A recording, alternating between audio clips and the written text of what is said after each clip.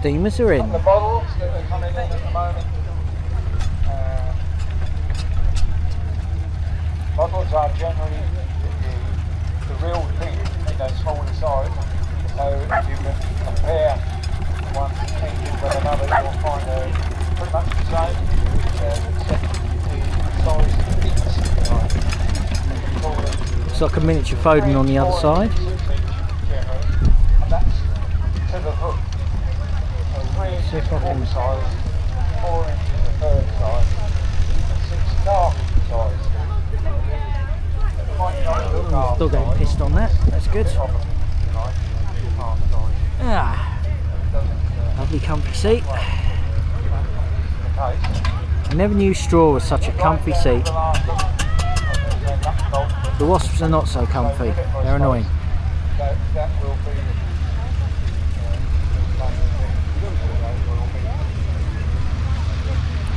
Here comes an Invicta, Evelyn and Porter steamroller. He was almost hoping there would be steamrollers in this bit because they could use it to flatten out the arena. Although, see how it's doing its job. Look at that.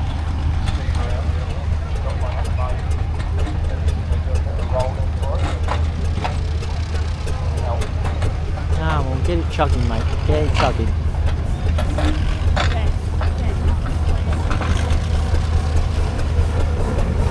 See how it's using its weight and general heaviness to actually flatten it. It's a bit dusty though. This field is the only field I know that just pretends it's in a drought all the time. Yeah, look at that, he's flattening it out.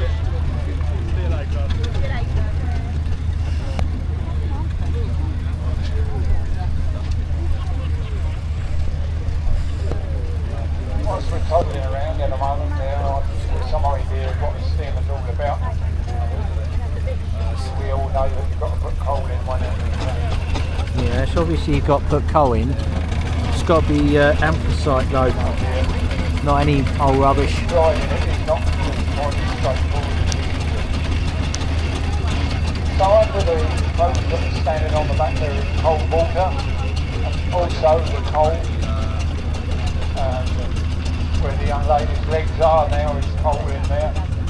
Coal is put on the fire is just in front of the driver is the man on the controls, and the steersman is the young lady. I know what I'm saying. And the steersman is the young lady turning the steering wheel. The man that's the person that's in charge, if you like, is some person that's on the control. Driver. There's a miniature case. Yes, There's a miniature showman's engine, which I think's a McLaren. That fire down in by their feet, just in front of their feet, heats the water by the fact that all around the fire there is sort of a double tank. The water is in between the two tanks, and you get the heat of the fire from that. Also, around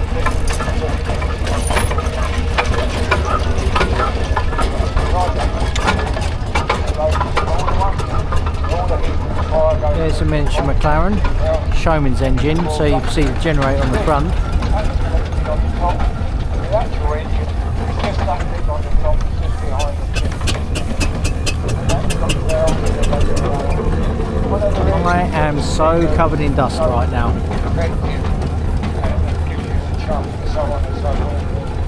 When we talk about internal combustion engines, we talk about 2-stroke engines, 4-stroke engines. These are actually a 1-stroke engine because the piston is blown in each direction. It doesn't move very fast, but it's quite deep round. You can have a single cylinder or a compound engine where the steam is used twice. The chupping is when the steam has been used, it goes through a small pipe and up to the thing, and then that chupping helps make the fire draw,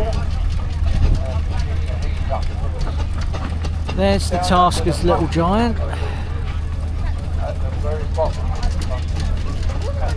behind the roll, that is the very lowest part that you can see there. It's a shutter that you can control the airflow into the fire.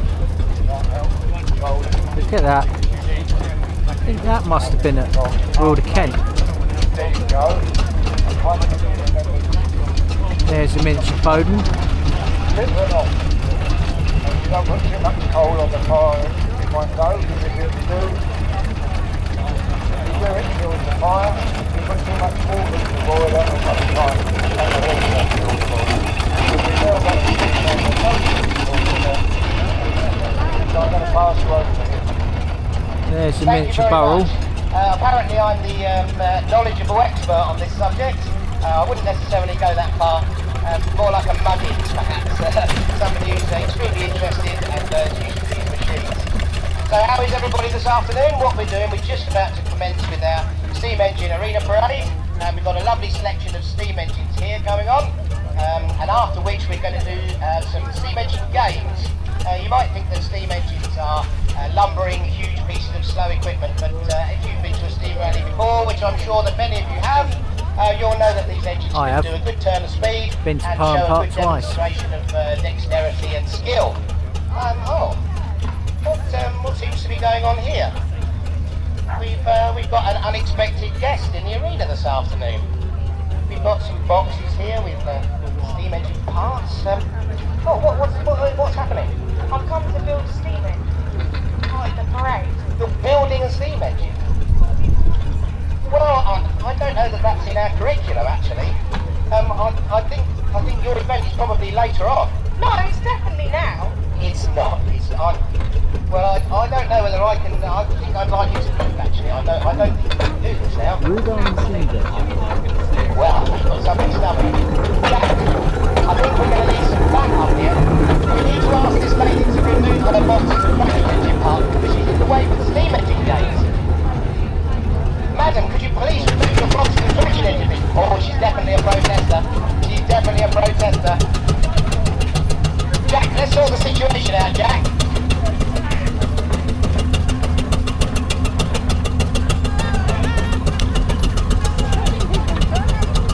Not even crush the boxes. I think that's your opportunity to leave. Right, that's it. Have enough. One way to clear an arena, ladies and gentlemen. Yeah.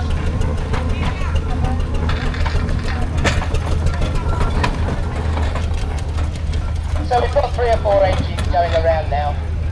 We'll start off with some of the full-size engines. This steamroller over here, while I'm waving my red flag at, with my friend Jack driving, who has just asked this young lady to leave in a beautiful manner. This is made by Aving and Porter in 1931. It's one of their later steamrollers. They were the earliest manufacturers for about 1865, the earliest manufacturers of steam engines.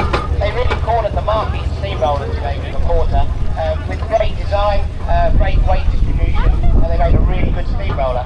This one over here is called Polly, and she holds a particular place in my heart because I've owned her for the last 25 years. Because I'm doing the commentary day, I can't drive around the arena, so my good friend Jack's doing it for me. We travel probably over 400 to 450 miles on the road every year with this engine, towing a living van and a trailer to all the different shows. We've done about, I think, 8 or 9 shows this year so far, and we've probably got about another 4 or 5 to do. All under its own steam, all on the road, all at 5 miles an hour. God, that's dusty. Jack, how are the boxes? No trouble at all? Yeah, I feel a bit smoked out over here actually. So following Polly around is this beautiful little Tasker engine. Taskers were based in Hampshire and over in It could be worse. You could be at Santa Pod when they start up the jet dragsters. And the food court, the VIP area and the office area gets completely smoked out with kerosene smoke. And you literally see it from the other end. It's like, I don't want to be in there right now. That was...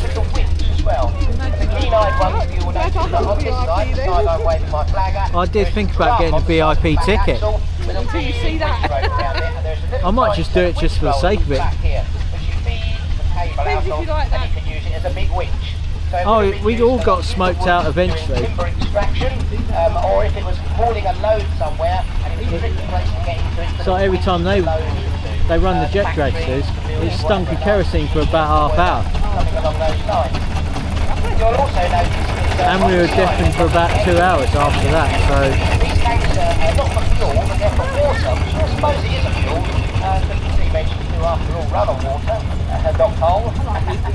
The tanks will give it a great there's a miniature before it has to stop to take Foden on steam water. wagon. My steamroller over here, Polly, will probably do, I don't know, maybe 5 miles on the terrain. And up they need to down, stick more towing fuel something, in. Maybe 8 miles if it's an easy route on a tender full of water. Whereas this engine will probably do 10, 12 maybe. 35, it can do 35 miles on water, this engine. Yeah, so what a massive difference having the pannier tanks to not having them from 5 to 35. Yeah, that's they can gain another 30 miles with those tanks. Another barrel. And every 15 minute fuel stop takes a mile, mile and a half. So yeah, you don't want to be There's another steamroller on its way actually.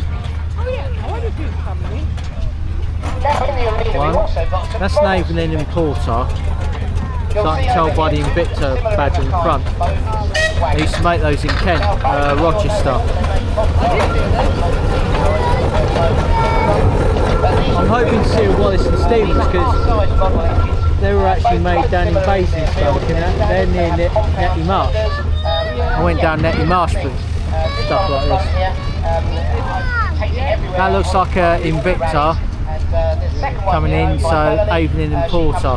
I'll tell by the, is that a prancing horse I think? Another steamroller by the looks of things. Apparently with my commentary I always have to fit the word shenanigans in. She was giving me a good compliment there. Yeah, there's another Evelyn and Porter by the looks of things behind it as well, because again the horse symbol. They're being followed up by a 4-inch scale barrel traction. They're learning to drive it. These barrel traction engines were properly modelled by a company called Bastos. Many years ago they made all the parts in the castings where your budding enthusiastic engineer could buy some of the larger parts, maybe a boiler, maybe a silicon rod, and manufacture it himself with a home workshop, with a lathe, with a bit of machine, and machine all the parts up and put one Yeah, that one says Lionheart, the barrel number 472. design, and there's quite a few of them about, so that you can easily go look at one in your local area, your local steam rally. Watch out for the dust though. Edison Steam Rolling Co. Dorchester. Yeah, I should be used to it. I've done Netty Marsh, Farm Park, Rural Kent, Wild Ones. I've done a few. We do sleep metal, so they usually kick out for that. And she stands there, usually you can't see it so locally. Yeah, I think I went to a diesel gala at one time. I missed out because I went to Appledore instead. So looks like a miniature. Yeah, so there's an Invicta Dumpy.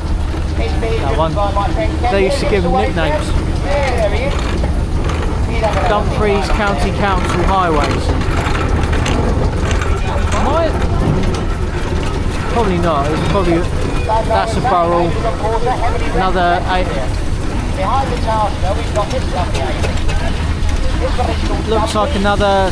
It was owned by Dumfries County Council, hence its name, and it's still 40. I've actually seen one of these steam engines where they converted it to run a diesel engine on.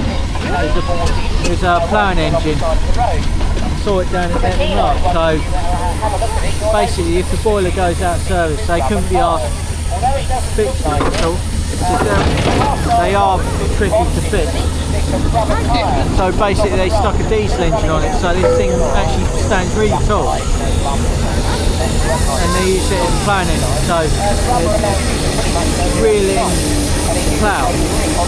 Sitting at the other end of it really.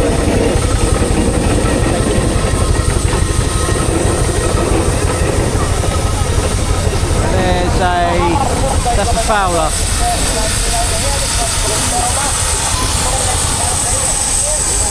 That is brilliant, look at that. Another Invicta. Yeah, I saw that one just now. Edison Steamrolling Company's daughter stuff. Avening and Porter.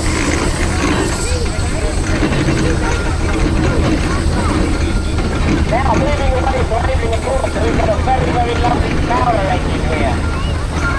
There's a Foster. Average agricultural engine, but oh no, it's not. This is the GTI model of steam engines. This one has 3 speeds, rubber tyres, free suspension. It's got a winch on it. If you're lucky, it's got a steersman seat, but I'm not sure that it has. No, not quite. Miniature. This machine is owned by James Darling. There's a. Rallies this year. It's always a pleasure to see it on the road. Little Giant. One of the immense machines. That is Ickle. Miniature Foden. Oh, another one's coming.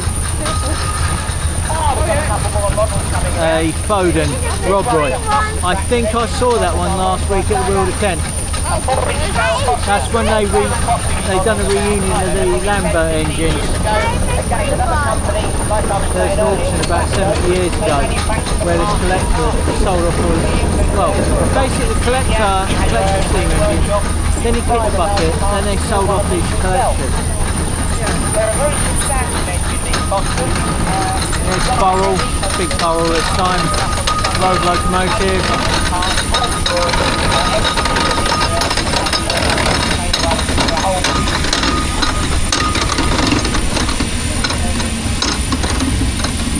Looks like another Burrell in the background because I've seen the Little Giant already.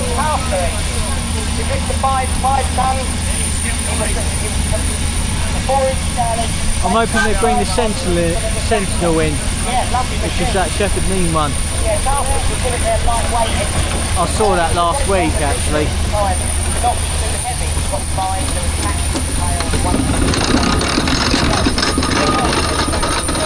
Oh, another one coming. There's Burrell traction engine.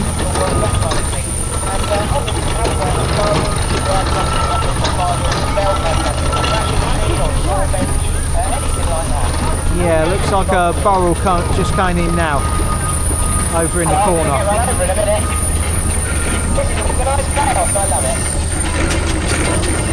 What else have we got here?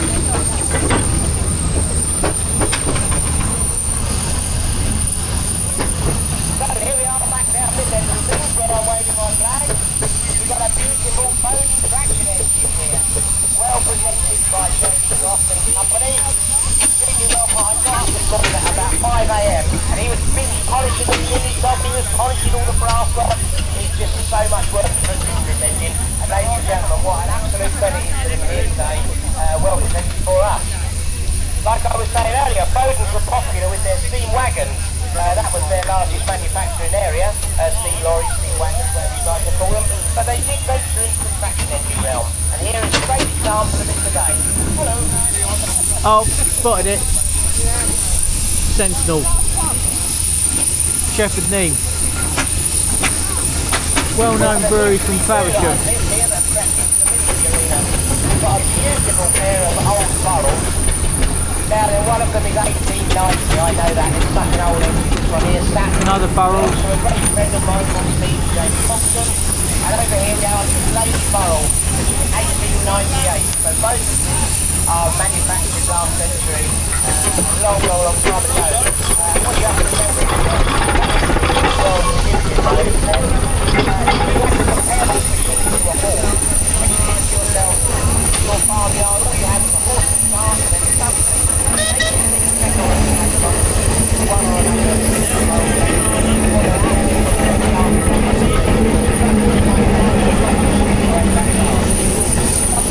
Oh, wait a minute. Wallace and Stevens. That one. Closest to Netty Marsh. Both of these bowl traction engines are sporting cast iron chimneys.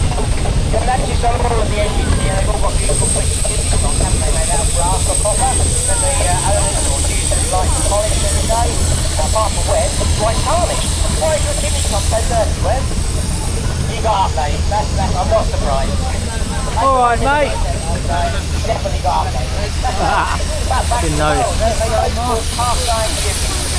These chimneys, you wouldn't believe it really. A normal tin plate chimney with a brass or copper top probably weighs a few pounds.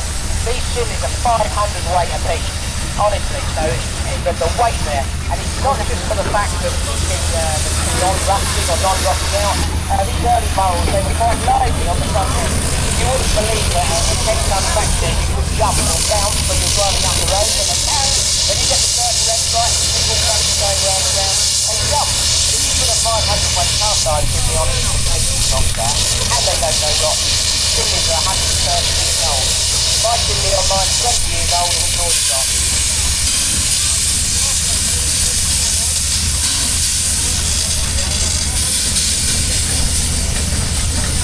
Now we've got another interesting engine here. Where I'm waving my flag is one of the quality Stevens oil bath tractor. Now you might be what do you mean by an oil bath tractor? The realised one you'll notice most of the tractors on the side of the arena, the crankshaft, the valve gear, the centering, the connecting rods, they're all outside, all going round. Which also means that all the stuff, everything on the side of the road, it all gets blown up and all these fuel bearings and fuel gears and it's so great. So what you see is decided that it gets a whole lot of motion work inside a plant of oil. I think that's your modern cars and stuff. So if you look at it next to you actually can't see any of the things going around. You can't see the brake car, you can't see the next to you, you can't see anything. What's a good example of engineering things it does have its slight downforce though, because the affectionate name for a Wallace oil bath tractor is a fish fryer. And so if any of you have been to a local fish and chip shop, you can hear them frying all the chips, all the fish, pop, crackle, crackle, pop, that's the water in the vat. The engine is exactly the same. If you get water in the oil bath, it pops and crackles just like a fish and chip shop.